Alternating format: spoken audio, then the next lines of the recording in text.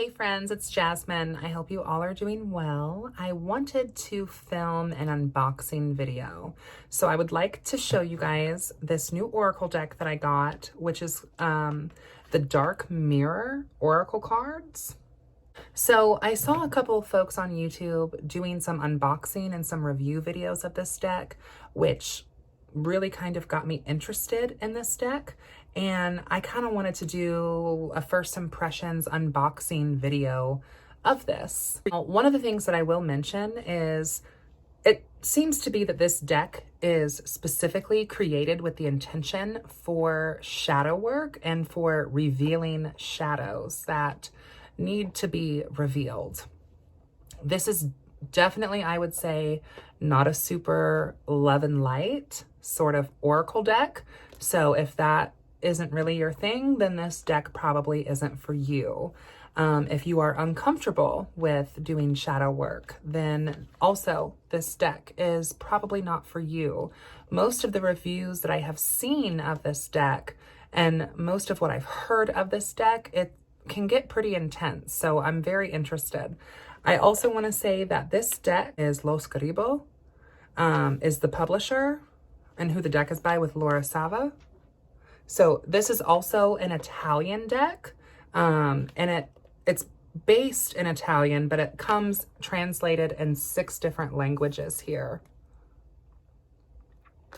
Now, I purchased this deck for $19.95, and this deck is available on Amazon as a Prime item. If you would like to buy it from Amazon, you can. That's where I bought mine from. So when the deck comes, it comes in this box. So it comes in a nice, heavy duty box, which is always lovely. I do like to have some of my cards in bags, but it's really nice being able to have also the box, because then you can store it really well. And also if you have this in your purse, because it's a nice heavy duty box, this is going to really protect the cards. So it's even better if you can find a bag where you can actually put the box inside the bag and carry it that way. So let's go ahead and take a look at some of these cards here. So when you open up the box, it does come with a little book. And this is a fairly decent sized book to come with an Oracle deck. It is a paperback book. It says Dark Mirror here. And I really like this shadowy, almost Eldritch-esque looking art. At least that's kind of what it reminds me of. It's very Eldritch-esque looking. I don't know.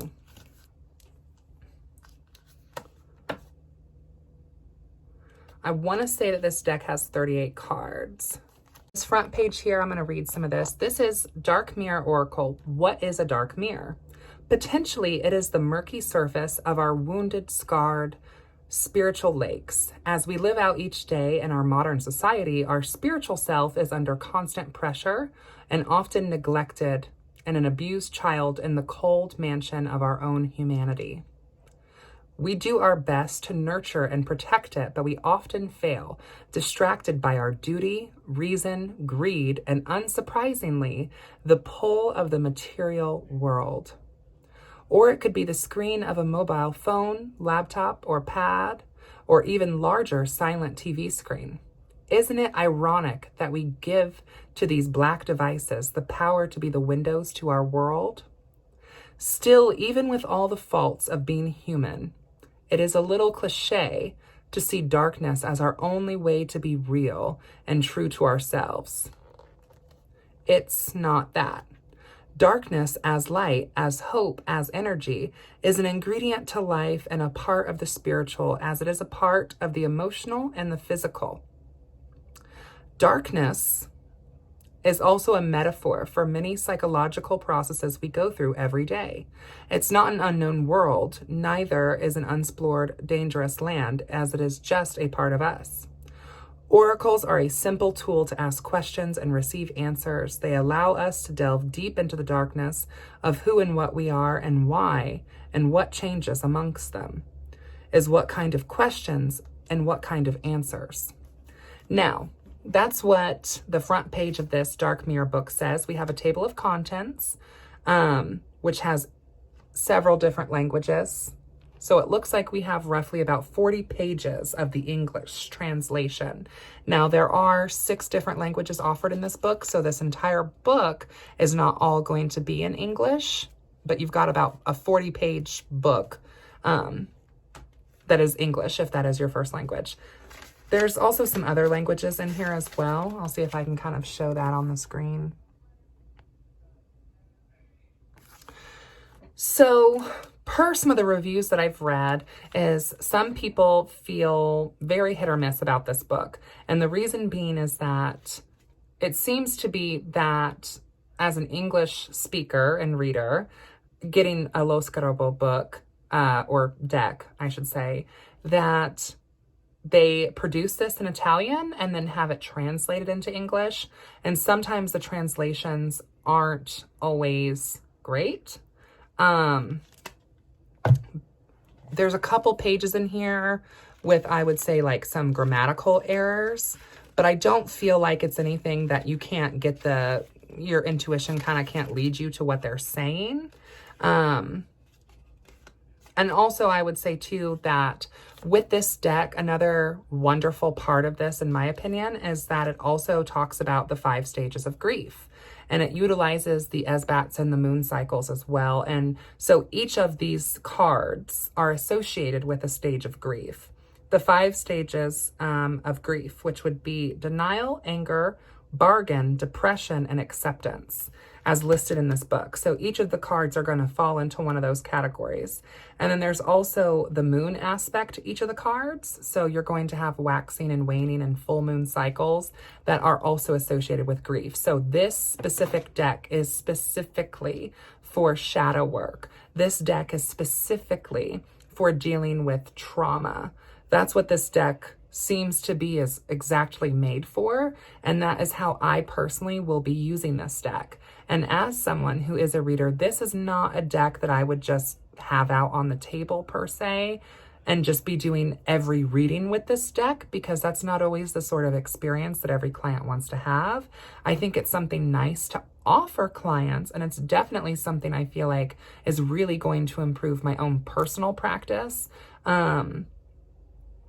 You know, I had talked about in a previous video about taking ritual baths and dark moon baths and healing baths. And I feel like doing some of the shadow work while the moon is dark and encompassing that with some self-love healing and ritual baths is really going to help incorporate just even more healing and processing that I feel like as practitioners, we need to be doing that sort of spiritual upkeep and really making sure that we're taking care of ourselves, mentally, physically, emotionally, spiritually.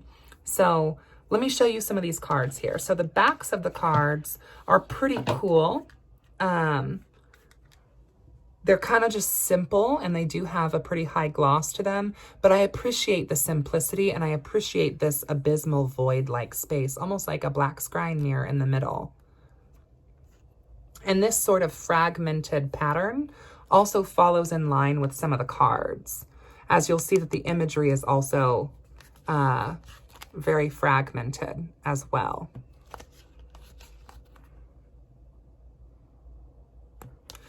So let's go through a couple of these cards.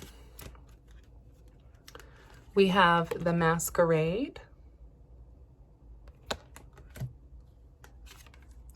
the Bride in a Cage,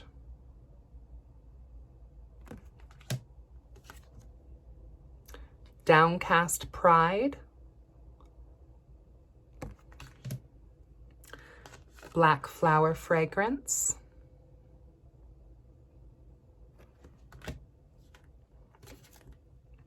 I Won't Cry for You. I really love this art here.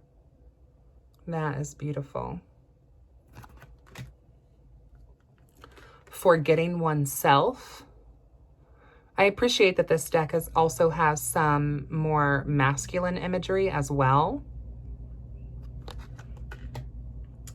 Calling the Storm. This one's really cool.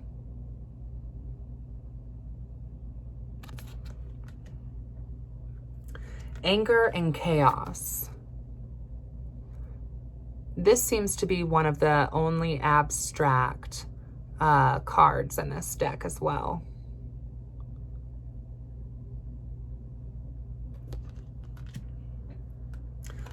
Fated to Suffer.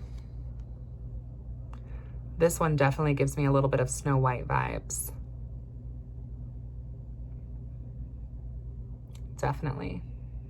And I feel like there's a lot that I can pull from this card just intuitively as well. You know, like, what does the apple symbolically mean to you? What does that maiden symbolically mean to you? What does this crone or this hag symbolically mean to you? You know, it looks like she's accepting the apple willingly, or does it not look like she's accepting the apple willingly and she's being forced to take it? That's a lot from that card. Artificial Heart. This one feels very almost cold to the touch to me. It's very beautiful art. And I feel like these cards, when I've seen other unboxings, I can really just feel the heaviness of these cards and the imagery, especially like this one, Addicted.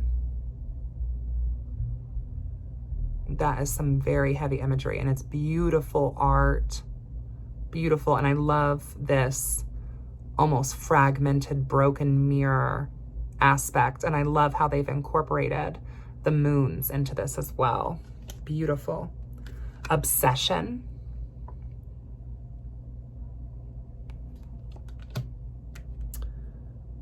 Perchance to Dream.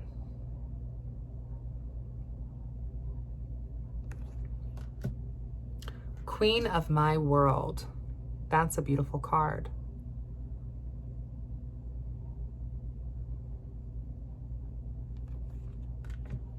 Revenge.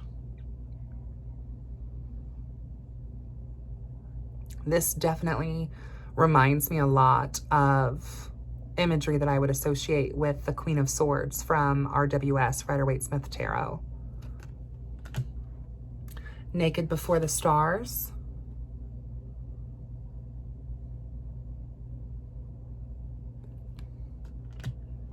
Parasite. Look at that imagery. Hiding Your True Self. Once again, earlier we saw this red cloaked fabric with this woman in the wind of Queen of My World, and then we have it coming up again with Hiding Your True Self. So I can see almost kind of like a prequel to that card earlier that we saw with this one. Fragmentation. This one's really interesting. It gives me almost just a slight unsettling feeling to this card. Triumph of Lies. This looks to be the art that is on the card box. Today for Tomorrow. First looking at this card, it almost kind of reminded me of that music group Tattoo, if you guys remember that. Blinded to Pain. This one, this art especially, is cutting. Very cutting. Very deep. As soon as I see this, it almost just feels completely like solemn, you know? Sacrifice. Atonement. This is a beautiful card. Beautiful. I'm definitely one who appreciates a little bit more of the macabre. So like I said, I know that this deck is not going to be for everyone. Peaceful Amongst Thorns. Once again, love this art. And back here, this almost kind of reminds me a bit of the Wheel of Fortune card from RWS Smith Tarot. And this Peaceful Amongst the Thorns. Is This Me? Is This Me? beautiful cards. The Colorless Angel.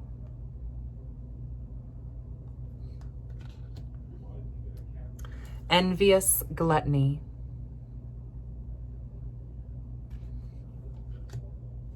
The Child I Was Meant to Be. Oh.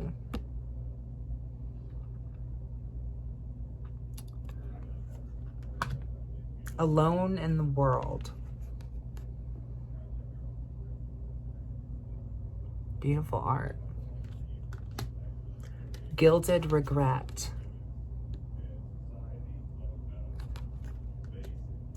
The Temple of My Body.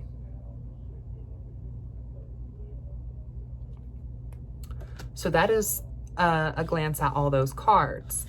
Now, I have not used these personally yet. I have kind of taken a look at some of these cards here. I have not done a reading with them, but I can tell right off of the bat that these cards do not play around, that these cards are not going to lightly walk around the issue, that these cards and the voice of these cards are really not even going to coddle much. And looking further at this book, it seems to be that this is almost an incredibly sharp divination oracle. And I say that in the sense that it is very illuminating.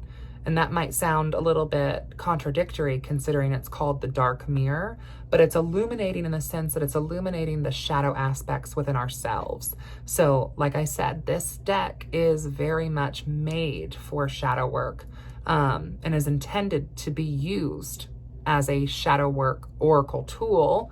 And I think is best to be used that way, instead of maybe doing readings like work related or, you know, just your general overall past, present, future readings, or reading for clients based off of should they be talking to person A or person B in terms of dating. You know, this deck I don't really feel like caters to that sort of small talk or that language. And instead it really wants to illuminate the shadows within us and illuminate what needs to be addressed. My one criticism about this deck, and I love this deck, if I had to give this deck a 1 through 10, this deck would easily be a 7 or an 8 from me. The art is beautiful. It does come in a really nice box. The cards themselves, I do appreciate the gloss. I mean, sometimes cards that are high gloss are a little sticky, but these are not. They're decent cardstock, not the best cardstock, and there is only 38 cards, which is a little bit small for me. However,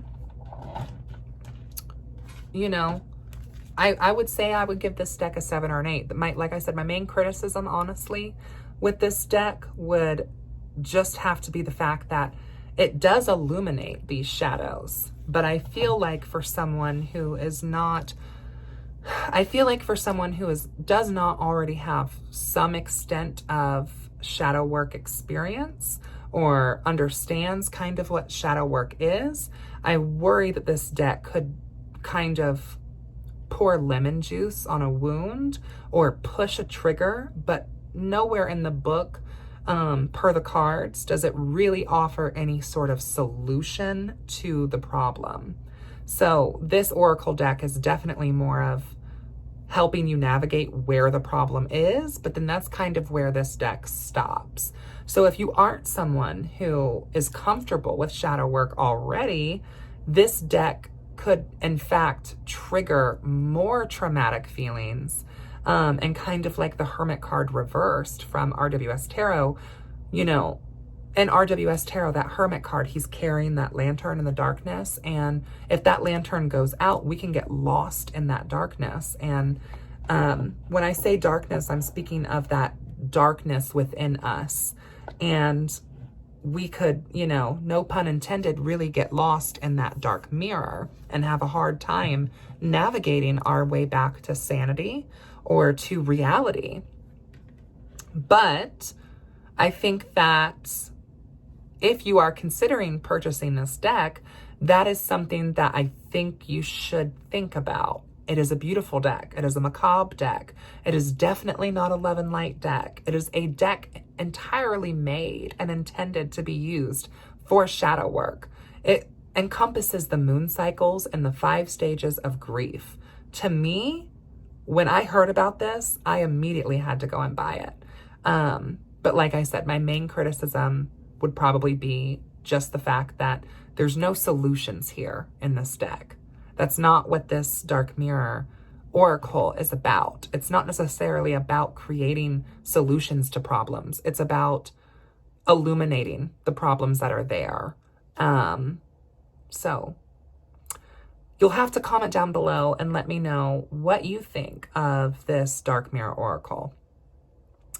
Is this a tool that you would want to use or would be comfortable using? Is this something that you would feel open to receiving a reading from? I would like to know. So make sure that you comment down below and let me know what you think. And until next time, guys, blessed be.